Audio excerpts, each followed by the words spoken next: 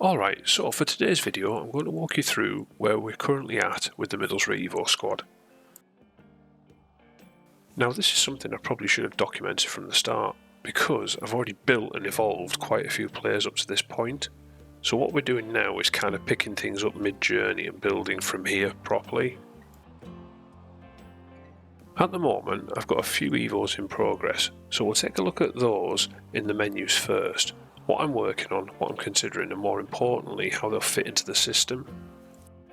Then I've taken the team into a few division rivals games and also into champs, just to see how everything performs in actual matches. And that's the main focus, not just upgrading players, but building them specifically to fit into my 4-3-3 system. Every Evo I'm doing has a role within that structure. So yeah, let's get into it. So, starting with the Evos, this is where things are starting to come together a bit more in terms of fitting the system. First one is Alan Brown. He started out as a right back, but I've already evolved him into more of a central midfielder, and specifically a box-to-box role on that right hand side. He's now got things like power shot and pinged pass, which actually makes him a lot more effective in that role, especially arriving late and linking play. Now in terms of the WSL players, this isn't something new I'm just trying out. I've actually already been building with them. I've already got players like Kirby, Curtains and Russo in the team, and they've been a big part of how this system is developing. The reason I'm continuing to bring more WSL players in is mainly because of how the Evos are structured. My Middlesbrough Evo squad is still the core of what I'm building, that's the main focus, but a lot of those players have already been evolved to a point where some of the newer Evos don't fit them anymore. So bringing in WSL players gives me a bit more flexibility. It lets me keep progressing the team, keep using new evolutions, and also build around the system in a way that will still make sense. So it's not replacing the Middlesbrough core, it's more about strengthening it and giving me options within the 4-3-3. Now, this is the big decision I'm currently looking at. EA have just released a new evolution called National Captain, and it's a big one. 500,000 coins, 1500 FC points. I don't really have either right now, so if I'm going to commit to this, it has to be the right player, and that's where I'm a bit stuck.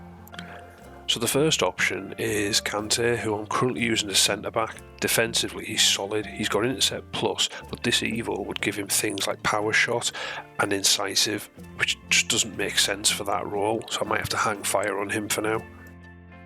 The second option is Kearns. Now she already fits my system really well as the box-to-box midfielder. She gets forward, arrives late into the box, and this Evo would really upgrade her. She'd end up having intercept, bruiser, and quick step as playstyle pluses, which for a box-to-box midfielder, plus with all her main stats, face stats been over 90, it would really suit. And honestly, she's probably been the most consistent player I've used in that position. Then there's a third option, Castledine, who signed for Middlesbrough as a January transfer signing. He's just had the basic bronze glow up Evo on him, so he hasn't actually got any playstyle pluses at the moment, so he would benefit from getting 3 playstyle pluses: power shot, incisive and intercept. The problem is, he's unproven in my current system. I've not used him as a box-to-box. I don't know if he will be as good as Kearns or if he'll bring anything different to what Alan Brown currently brings me. So it's a tricky one. As I say, it's expensive, so yeah, I'm going to have to really think this through. So that's where we're at with evolutions for the moment. Now it's just about seeing how all that actually translates in a game.